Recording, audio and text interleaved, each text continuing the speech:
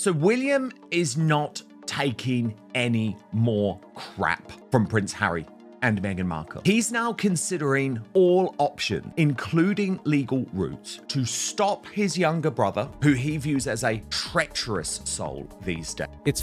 London didn't wake up to gossip. It woke up to confrontation. Behind palace doors, a private dispute over verification, legacy, and royal protocol has reportedly pushed Prince William and Meghan Markle into direct collision. Not over headlines, but over succession, trust, and the future of the monarchy itself. And this time, it's personal. The lineage question. It didn't begin with shouting. It began with silence. Inside Kensington Palace, aides describe a mood that shifted almost overnight. Not explosive, not chaotic, but cold. Controlled. Procedural. The kind of silence that signals something far more serious than a tabloid dispute. Because this time, the conversation wasn't about interviews. It wasn't about Netflix. It wasn't about memoirs. It was about lineage. According to multiple royal correspondents, a private request was delivered through formal legal channels, a request involving documentation, verification, and succession protocol. No accusations made publicly. No dramatic press conference. Just paperwork. But in the monarchy, paperwork can be war. Sources close to the palace suggest that Prince William, as heir to the throne, insisted on clarity regarding certain procedural standards tied to royal registration. Not because of personal animosity, insiders claim, but because constitutional continuity leaves no room for ambiguity. And that's where Meghan Markle's name re-entered the center of the storm. To understand why this matters, you have to understand the monarchy's oldest obsession, legitimacy. For centuries, royal succession has operated under strict interpretation of birth documentation, ceremonial witnessing, and institutional oversight. These traditions aren't modern. They date back to eras when disputed heirs triggered civil wars. In today's world, those rules feel archaic. But inside palace walls, they remain sacred. And according to well-placed insiders, William's position was simple. If questions are being raised privately, they must be resolved officially. That decision, sources say, did not sit well with the Sussex camp. Because from Meghan's perspective, this wasn't about protocol. It was about trust. The tension escalated when reports surfaced that a private verification file had been submitted, allegedly containing medical documentation and legal attestations intended to close the matter quietly. Instead of settling the issue, it appears to have deepened it. Palace advisors, described by one royal historian as brutally procedural, reportedly insisted that any confirmation tied to royal succession must meet institutional standards, not private certification. That distinction may sound technical. But technically, it changes everything. Because now the question wasn't whether something was true. The question was whether it was recognized. And recognition, in the House of Windsor, is power. Insiders claim that what followed was not a shouting match between William and Meghan, but a structural standoff. A freeze. Communications routed through legal representatives. Advisors activated. Old constitutional mechanisms quietly reviewed. No public statements. Just tightening protocol. Meanwhile, whispers began circulating among senior royal circles about something far bigger than a family disagreement: the long-term implications for inheritance, registry status, and ceremonial standing. And that's where the temperature dropped further. Because layered beneath succession protocol sits another sensitive matter: legacy assets. Specifically, trusts tied to Princess Diana's estate. While there is no confirmed financial action publicly disclosed, palace observers have speculated that any unresolved procedural question tied to lineage could complicate future distributions governed by strict trustee standards. Again, nothing declared. But in royal matters, even the possibility of review can shift power dynamics instantly. What makes this confrontation so volatile isn't just the legal detail. It's the symbolism. On one side stands William, future king, prioritizing institutional durability over emotional optics. On the other stands Meghan, fiercely protective of her family's dignity, viewing the inquiry as a deeply personal challenge. Two different philosophies. Two different definitions of loyalty. And caught between them, Prince Harry. Sources describe him as exhausted but resolute, determined to defend his children while also facing the unmovable machinery of royal law. If this were a simple family disagreement, it would have faded quietly. But it's not. Because once questions of lineage and recognition enter official channels, they stop being emotional. They become constitutional. And when constitutional pressure meets personal pride, history tends to fracture. This isn't gossip. It's a collision between modern identity and ancient structure. And the question now isn't who's right. It's who has the authority to decide. Because inside the monarchy, blood may matter, but recognition matters more. And the next move could redraw the line between family and crown. The verification freeze. The word inside palace corridors wasn't accusation. It was freeze. Not a public rejection. Not a headline ward, a procedural pause. According to royal insiders, after private documentation was reportedly submitted in an effort to settle lingering succession questions, Prince William didn't respond emotionally. He responded institutionally. Within hours, advisors were consulted. Legal language reviewed. Old constitutional frameworks quietly pulled from archives most modern royals rarely touch. The issue was no longer about whether something was true. It was about whether it met crown protocol. And that's when the temperature dropped. Because in monarchy, a freeze is not neutral. It signals distrust. It signals review. It signals that something, however small, does not align perfectly with established standards. Sources close to the situation suggest that William insisted any matter touching the line of succession must undergo formal verification under sovereign oversight. Private reports, even if legitimate, were described internally as insufficient for constitutional recognition. That phrasing is critical. Recognition, not belief, not acceptance. Recognition. To Meghan Markle, this reportedly felt like escalation. From her perspective, documentation had already been provided in good faith. Medical confirmations, legal attestations, structured transparency. What more could be required? But from the palace viewpoint, succession is not managed like a civil registry. It is guarded like national continuity. And continuity does not bend to perception. That difference in philosophy is where the confrontation sharpened. Insiders describe a tense but controlled exchange between legal representatives. Not shouting, not emotional outbursts, but icy correspondence filled with procedural terminology. Chain of custody. Official witnessing. Institutional authentication. Every word chosen carefully. Prince Harry, according to those familiar with his position, viewed the freeze as both humiliating and dangerous. Dangerous not because it proved anything, but because it suggested doubt where he believed none should exist. For him, the matter was personal. For William, it was structural. That gap is nearly impossible to bridge. As the days passed, rumors intensified that the palace had activated a rarely discussed advisory mechanism, an internal review body designed to assess matters tied to hereditary continuity. No public confirmation, no dramatic press release. Just movement behind doors. And when internal mechanisms activate, it means one thing. The institution is protecting itself. At this stage, King Charles III reportedly became involved. Sources indicate he was informed of the procedural freeze and chose not to override it. That decision, quiet as it was, spoke volumes. It suggested alignment. Not necessarily enthusiasm, but alignment. Those close to the king describe him as deeply conflicted. A grandfather balancing affection with sovereign duty. But monarchy has always required emotional compartmentalization.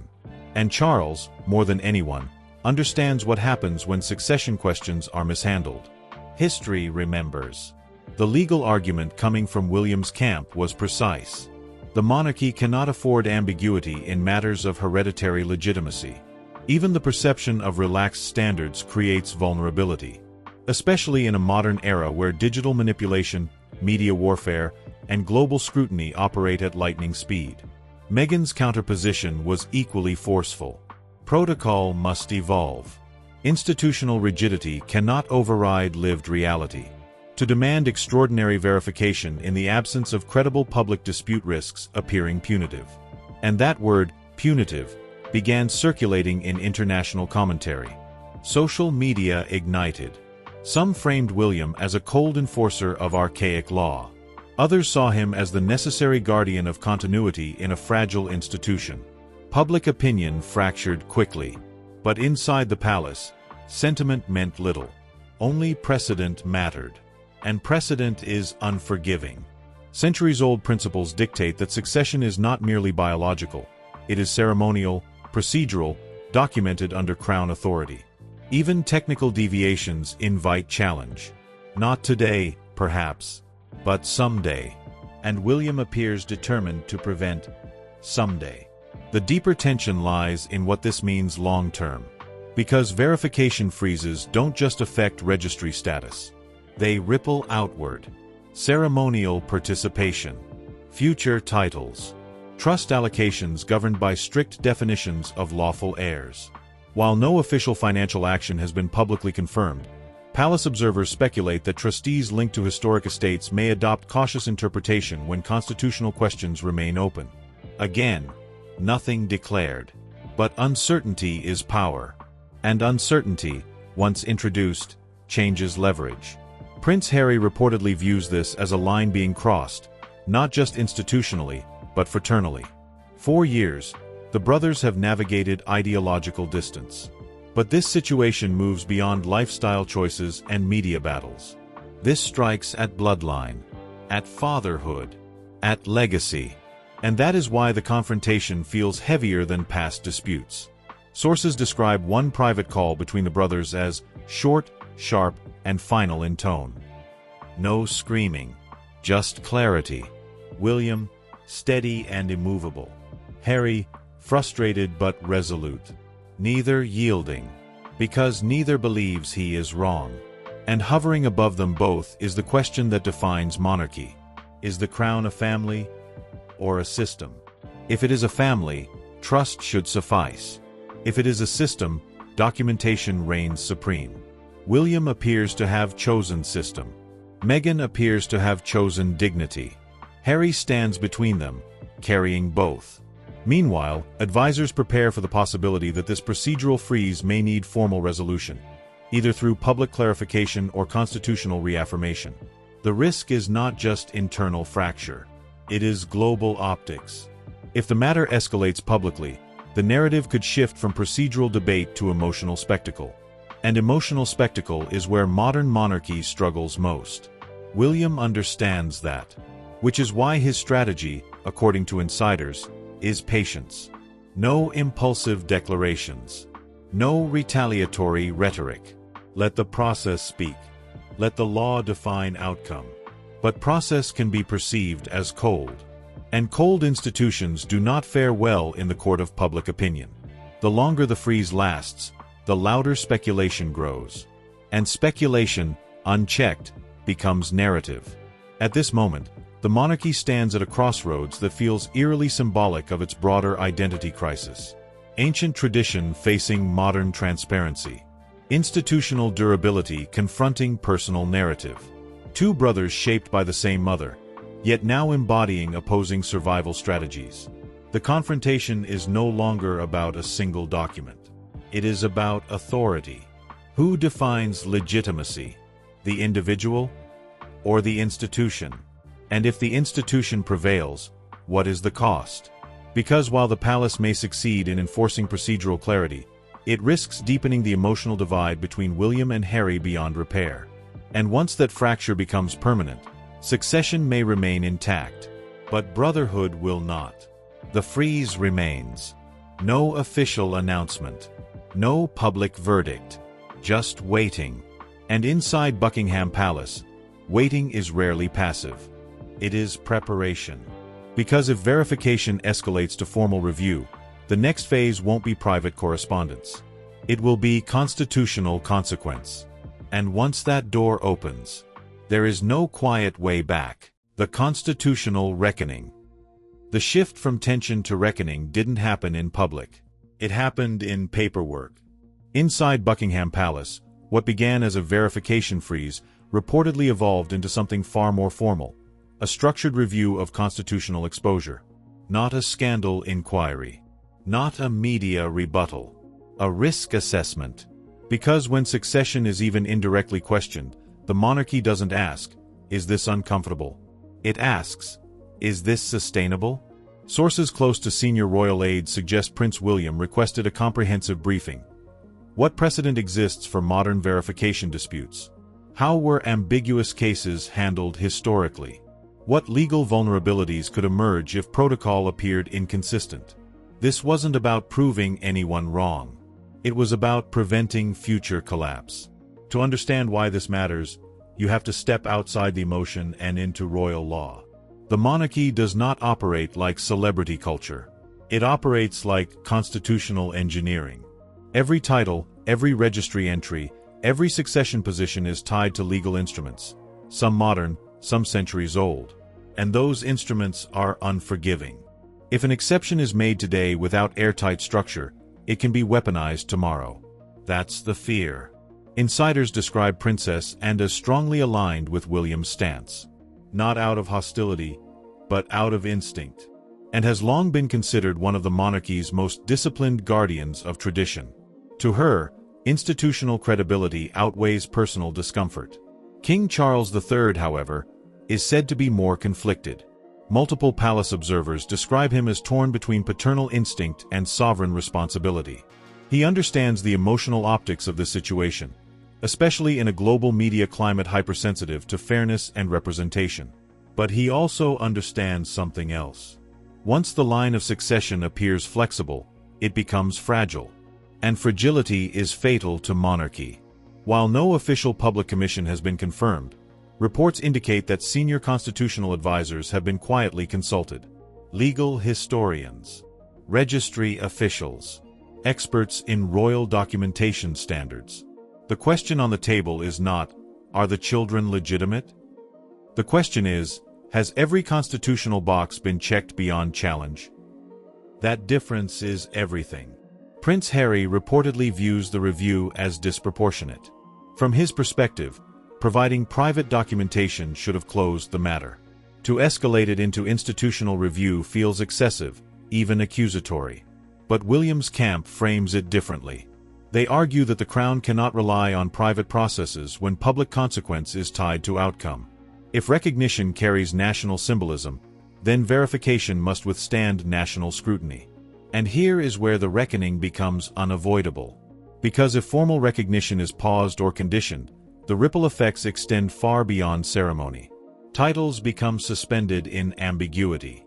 Future state appearances enter gray territory. Registry placement carries footnotes. And most critically, inheritance frameworks governed by trustees must interpret lawful heir with precision. While there is no confirmed financial action at this stage, palace analysts speculate that trustees connected to historic estates, including those linked to Princess Diana's legacy, would be obligated to interpret constitutional clarity strictly. Trust law does not operate on sentiment. It operates on definition.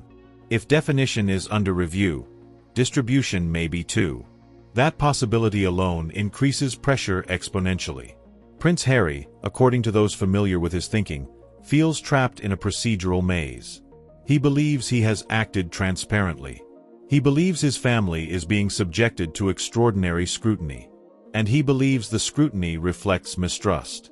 Prince William, in contrast, believes extraordinary scrutiny is the price of constitutional proximity. Two men shaped by the same childhood, now embodying two survival strategies. Harry fights emotionally, defending family. William fortifies structurally, defending institution. And neither sees compromise as safe. As tension deepens, international commentary intensifies. Some voices frame the review as necessary constitutional housekeeping. Others describe it as symbolic exclusion dressed in legal language. Meghan Markle's allies reportedly view the entire process as emblematic of an institution unwilling to modernize its gatekeeping mechanisms. But modernization inside monarchy is not simple reform. It is risk management. And risk, once perceived, rarely retreats. The most delicate element of this reckoning is public optics. If the palace announces formal review, it risks appearing punitive. If it announces nothing, speculation fills the vacuum. If it concedes without structured verification, it risks future challenge. Every path carries consequence. And that is why the atmosphere inside royal circles is described as surgical. Slow. Calculated. Precise. No leaks intended. No emotional statements. Just documentation. Because at the core of this confrontation lies a fundamental truth about monarchy. It survives on continuity. Continuity requires clarity. Clarity demands documentation. And documentation cannot be compromised for comfort. Yet the emotional cost is undeniable. Sources close to Harry describe him as feeling increasingly isolated.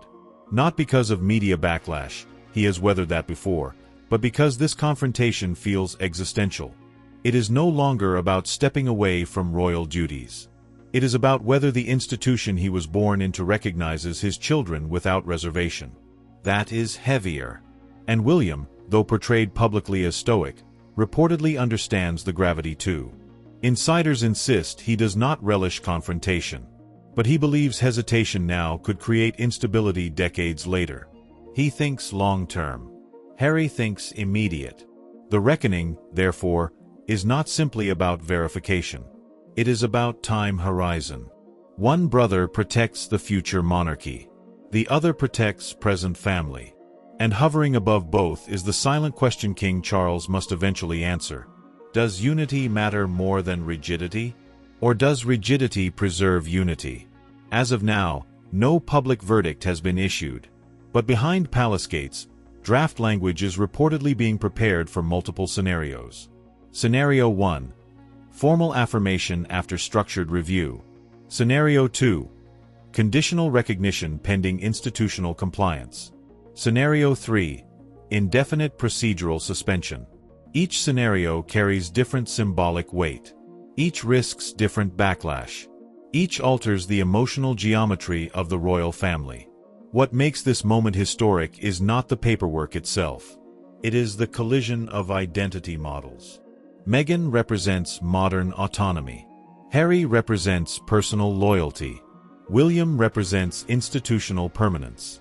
Charles represents legacy stewardship and represents traditional discipline. 5 perspectives.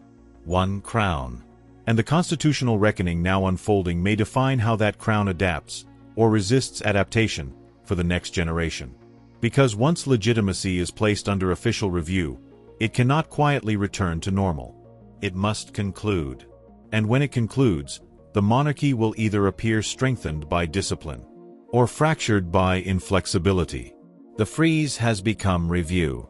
The review is approaching resolution. And when that resolution arrives, it will not just answer a procedural question. It will reveal which philosophy truly governs the House of Windsor: blood or structure. The verdict draft. By the time the word verdict began circulating in private royal briefings, the atmosphere had changed. This was no longer about reviewing documents. It was about preparing consequences.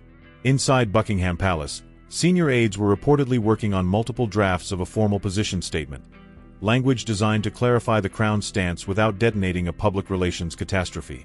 Because whatever decision emerged would not simply settle a family disagreement. It would set precedent. And precedent, inside a monarchy, is permanent. According to insiders, Prince William pushed for clarity over comfort. His position remained consistent. Ambiguity is more dangerous than backlash. If the institution hesitates now, it risks erosion later. That phrase, erosion later, has reportedly become central to his thinking. To William, monarchy is not maintained by emotion. It is maintained by structure. Titles, succession placement, registry recognition. These are not symbolic decorations. They are constitutional anchors. If anchors shift quietly, the entire ship destabilizes. Prince Harry, however, views the moment differently. Sources close to him describe growing frustration, not because he fears the truth, but because he feels the process has grown disproportionate. In his mind, private transparency should have been enough. Escalation feels like suspicion disguised as procedure. And then there is Meghan Markle. While she has not publicly engaged with the verification mechanics directly, Allies suggest she sees the institutional review as reflective of a deeper pattern, one where personal dignity is subjected to exceptional scrutiny under the banner of tradition. Whether that perception is accurate or not, it carries weight in public narrative. And public narrative, even for a centuries-old monarchy, matters. King Charles III reportedly stands at the center of the storm. Multiple palace observers describe him as cautious, even uneasy. He understands that publishing a hardline decision could inflame global criticism. Yet he also understands that failing to publish anything may signal weakness. The king has lived through modern royal crises before. He knows that unresolved ambiguity breeds louder speculation than clear rulings. And so the drafts began. Scenario 1. Full constitutional affirmation, with a detailed explanation of verification standards and institutional oversight procedures. Scenario 2. Conditional recognition, acknowledging documentation while introducing additional compliance requirements tied to Royal Registry Protocol. Scenario 3. Procedural suspension, neither rejection nor endorsement, but a temporary holding position pending formal alignment with established standards. Each draft carries emotional fallout. Full affirmation risks undermining William's insistence on structured review. Conditional recognition risks being interpreted as compromise under pressure. Suspension risks looking punitive or evasive. There is no painless option. What makes this moment especially volatile is not the legal text itself. It is the symbolism behind it. If the crown appears to challenge Harry's family, critics will frame it as exclusion. If the crown appears to soften standards, traditionalists will frame it as dilution. The monarchy, once seen as immovable, now finds itself balancing on optics as much as law. Inside royal strategy rooms, advisors reportedly ran historical comparisons. Past succession disputes, registry amendments, titles altered by letters patent, cases where technical compliance determined status. The lesson repeated across centuries is simple. When lineage questions arise, clarity must follow, swiftly and decisively. But modern monarchy operates in a digital age. A single line in a statement can trigger international firestorms within minutes. Which is why William's tone in internal discussions is described as controlled but firm. He is reportedly prepared for backlash. Prepared for accusations of coldness. Prepared for strained brotherhood. Because in his calculation, failing to protect institutional consistency would cost more in the long term than short-term outrage. Harry, meanwhile, is said to be weighing options of his own. If the verdict skews against his expectations, does he publicly respond? Does he retreat? Does he escalate? Those close to him describe exhaustion, the kind that follows years of friction rather than a single event. For him, this confrontation isn't theoretical. It's about his children standing within the family he was born into. And that emotional layer cannot be separated from the constitutional debate. Meanwhile, Meghan's camp reportedly anticipates public framing regardless of outcome. If recognition is confirmed, it becomes a vindication narrative. If conditional or suspended, it becomes a fairness narrative. Either way, narrative warfare looms. And William understands something critical. The palace cannot control global commentary. It can only control official language. Which brings us back to the drafts. One senior aide allegedly summarized the stakes in a private conversation. This isn't about who is right. It's about whether the crown appears coherent. Coherence. That is the monarchy's oxygen. Without it, succession becomes political. With it, succession remains structural. King Charles faces the final decision. Insiders suggest he may attempt a hybrid solution, preserving William's insistence on formal standards while softening the public presentation. A ruling framed as procedural, not personal. Administrative, not accusatory. Grounded in precedent, not suspicion. But even the most delicately worded statement cannot erase the emotional divide that is formed. Because beneath every clause and condition lies a harder truth. Trust has eroded. William no longer trusts private assurances alone. Harry no longer trusts institutional neutrality. And when trust dissolves, process becomes battlefield. The verdict draft, therefore, is more than a document. It is a declaration of governing philosophy. Does the monarchy adapt to modern transparency norms? Or does it reinforce its ancient procedural armor? Whichever path is chosen will echo beyond this dispute. Future heirs will inherit the precedents set here. Future trustees will interpret the definitions clarified here. Future critics will cite this moment as either proof of institutional integrity or rigidity.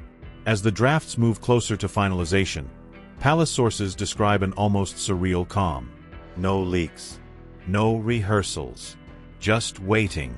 Because once the verdict is released, whether in a press statement, a registry update, or a formal letter patent, the ambiguity ends. And clarity, in this case, will not soothe. It will divide. The crown stands at a crossroads between unity and uniformity, between brotherhood and boundary, between compassion and constitution. And when the verdict draft becomes public reality, the monarchy will not simply be answering a question about verification. It will be revealing which principle matters most: family or framework, the crown or the blood. When the final language was approved, there was no applause, no dramatic confrontation, no brothers standing face to face, just ink. Inside Buckingham Palace, the statement, carefully engineered, edited, softened, and sharpened again, was prepared for release. According to insiders, Prince William insisted on one principle above all: clarity must outlive controversy. He knew the moment would define more than a dispute. It would define how the monarchy handles modern pressure. Prince Harry, meanwhile, was reportedly informed through formal channels before any public communication. Those close to him described the atmosphere as heavy, not explosive, but final. Because whatever the verdict contained, one thing was certain: nothing would return to how it was. The crown's position, as described by palace observers, did not accuse. It did not condemn. It did not publicly question biology. Instead, it focused entirely on procedure. Recognition within the royal registry, the statement reportedly clarified, must align fully with established constitutional standards and documented institutional oversight. It was measured language. But beneath it sat a harder truth. If standards are not met precisely, recognition is not automatic. That sentence, or some version of it, is what reframed everything. To Prince William, this was protection. To Prince Harry, this was distance. To Meghan Markle, this was validation of her long-held belief that institutional gatekeeping runs deeper than it appears. And to King Charles III, this was the cost of monarchy. Because Charles, more than anyone, understands the loneliness of the crown. He has lived through public humiliation, private fracture, and institutional reform. He knows what it means to be judged not as a father or husband, but as sovereign. Sources suggest he approved the final draft with visible hesitation. Not because he disagreed with constitutional necessity, but because he understood the emotional toll. The statement did not strip titles in dramatic fashion. It did not erase names. It did not make theatrical declarations. Instead, it did something subtler. It anchored recognition firmly within institutional compliance, leaving any perceived deviation unresolved until alignment is achieved. In effect, it shifted the burden, not onto belief, but onto process. And process, unlike emotion, does not argue. Public reaction was immediate. Some praised William for standing firm, describing him as the guardian of continuity in an era of volatility. Others criticized the monarchy for clinging to archaic rigidity in the face of modern transparency. Social media fractured into camps within hours. But inside palace walls, the reaction was quieter. Because William was not celebrating. He was bracing. Insiders describe him as aware that this moment may have permanently altered his relationship with Harry. He understands that enforcing constitutional structure carries personal consequence. But he believes the alternative, bending structure, would carry generational risk. Harry's response, according to sources, was not rage. It was exhaustion. Exhaustion from years of conflict. Exhaustion from fighting narratives. Exhaustion from trying to exist both inside and outside the institution simultaneously.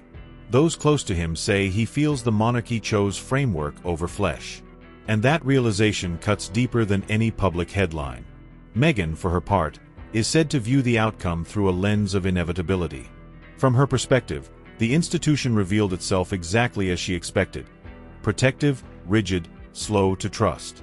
But what she also understands is this: public sympathy often favors perceived outsiders, and perception, in the digital age, is its own form of power. King Charles now faces the aftermath. He may have preserved procedural clarity, but at what emotional cost? The monarchy has survived wars, abdications, scandals. But internal fractures between brothers, especially brothers tied to succession, carry unique symbolic weight. The world sees not just a constitutional debate. It sees a family divided by philosophy. William stands as future king, steady, institutional, unyielding. Harry stands as estranged prince, emotional, defensive, protective. Between them lies the ghost of their mother, a woman who challenged the institution while still belonging to it.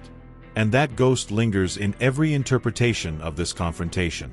The deeper question now is not whether verification was justified. It is whether trust can ever be rebuilt after process replaces personal assurance. Because once the Crown asserts that documentation outweighs private confidence, the relationship dynamic changes permanently. William has chosen to protect the throne's long-term stability. Harry has chosen to protect his family's dignity. Neither man believes he is wrong. And perhaps that is the tragedy. There was no shouting match. No public spectacle inside palace corridors. Just a structured decision made within centuries-old walls. But that decision may echo for decades. Future heirs will look back at this moment as precedent. Historians will debate whether this was constitutional discipline or institutional overreach. And the monarchy itself will carry the memory of a time when bloodline and bureaucracy collided. The freeze became review. The review became verdict. And the verdict became philosophy.